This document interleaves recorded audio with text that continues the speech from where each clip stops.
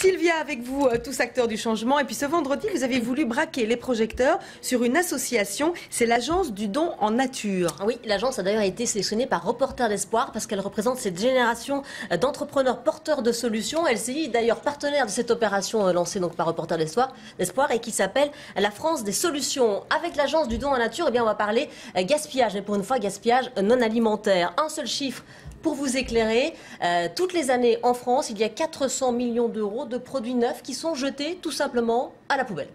Ah, non. Et qu'est-ce qu'ils ont, ces produits, en fait? Mais ils sont tout simplement obsolètes du point de vue du marketing. Ils sont balayés par les nouveaux produits. Alors, que fait l'Agence du don en nature? Eh bien, elle s'est emparée de cette aberration. C'est une plateforme qui fait la liaison entre les industriels qui jettent et les associations qui récupèrent pour les personnes en situation de précarité. Et les résultats, alors, c'est quoi? Mais ils sont impressionnants parce qu'il y a 500 à 600 000 personnes qui sont aidées chaque année. Il y a à peu près une centaine d'entreprises mécènes, un tissu de 400 associations dans toute la France. Alors, pour l'instant, l'agence, elle redistribue 32 millions d'euros de produits par an, c'est pas mal. Elle veut tripler cet objectif d'ici fin 2015. Alors je vous dis pas tout, on va écouter tout de suite Stéphanie Goujon, qui est la déléguée générale de l'Agence du don en nature. On l'a rencontrée cette semaine avec David Verhaeghe.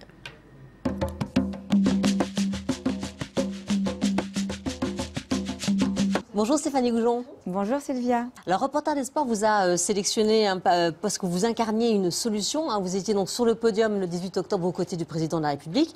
En quoi votre idée a-t-elle séduit ? La notion du gaspillage non alimentaire est pas très connue encore aujourd'hui et la réponse qu'on apporte a semblé très concrète et puissante à Reporters d'Espoir. Donc je reprends en fait notre constat de départ qui est un double constat assez aberrant. C'est qu'il y a en France 8,7 millions de personnes qui vivent en dessous du seuil de pauvreté. Donc ça, vous le saviez peut-être.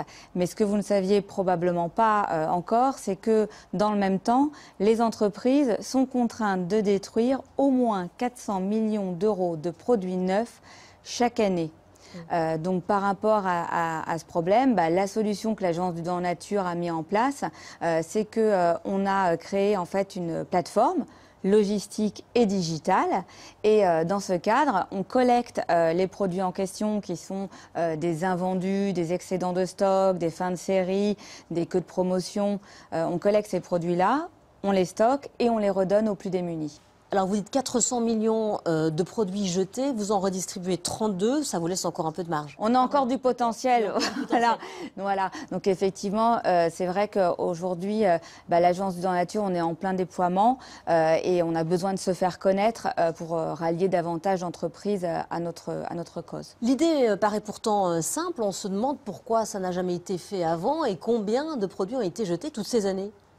Je pense que quand même les mœurs évoluent, les réglementations évoluent. Ce qui pouvait pas être toléré il y a quelques années ne l'est plus aujourd'hui. Et vous disiez que c'est simple. Oui, il faut savoir que donner avec nous, avec ce qu'on a structuré comme chaîne du don et sécurisé comme chaîne du don, c'est très simple. Je reviens juste sur les engagements qu'on prend vis-à-vis de nos partenaires entreprises.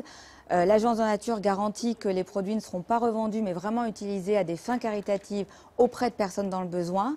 Et ensuite, on opère cette traçabilité, on fait des comptes rendus des opérations de dons.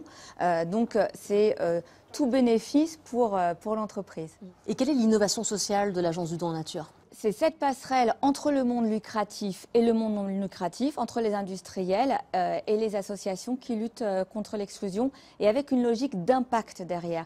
On l'a tout de suite fait avec une traçabilité de la chaîne, avec une sécurisation de la chaîne du don et avec une logique derrière de massification. On veut être efficace. Alors on parle beaucoup de gaspillage alimentaire. Un plan a d'ailleurs été lancé au printemps dernier par Guillaume Garot. Qu'est-ce qui existe au niveau du gaspillage non alimentaire ? Mais non, justement, Sylvia, il n'y a pas de pacte contre le gaspillage non alimentaire. Et ça, ce serait bien qu'on puisse en faire un sur le même modèle que ce qui existe sur l'alimentaire. Ce serait tout à fait stimulant pour les parties prenantes, puisque nous, notre vraie problématique, c'est de pouvoir mobiliser davantage d'entreprises aujourd'hui. Malheureusement, les besoins, les personnes en situation de précarité, elles sont là. Donc, les produits, on va les écouler. Notre problématique, c'est de pouvoir convaincre davantage d'entreprises de donner. Et pour les convaincre, il faut déjà qu'elles nous connaissent. Merci beaucoup Stéphanie Goujon. Merci à vous Sylvia. Alors pendant tout le mois de novembre, qui est le mois de l'économie sociale et solidaire, l'agence a aussi lancé toute une série d'ateliers à destination des femmes, ateliers coaching RH ou estime de soi. Pourquoi les femmes? Eh bien parce que ce sont elles qui sont le plus exposées à la précarité, et puis parce qu'on sait désormais aujourd'hui que quand on aide une femme, eh bien en fait on aide ensuite toute une communauté derrière. Alors un dernier mot, si vous êtes étudiant ou jeune diplômé et si vous pensez que vous pouvez changer le monde, ceci peut vous intéresser. Oui, ce sont les concours de l'entrepreneuriat social d'étudiants organisés par l'ESSEC et Berkeley. L'édition 2014 est lancée, les appels à projets sont attendus, vous avez jusqu'au 1er décembre.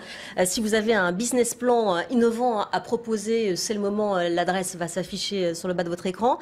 L'an dernier, eh bien, c'est Phasosop qui a remporté la finale mondiale. Phasosop, ce sont des ingénieurs étudiants burkinabés qui ont imaginé des savons anti-moustiques pour lutter contre le paludisme. Oui, c'est vrai que ça marche très bien en plus. Voilà, et ils terminent leurs études et ils travaillent sur les premiers prototypes que l'on attend avec une grande impatience. Merci beaucoup Sylvia pour toutes ces informations. On vous retrouve vendredi prochain. Benoît, on se retrouve dans le 12-14. À tout à l'heure. Et puis nous, restez avec nous parce qu'après la météo internationale, on se retrouve pour un nouveau journal à 11h30 très précisément.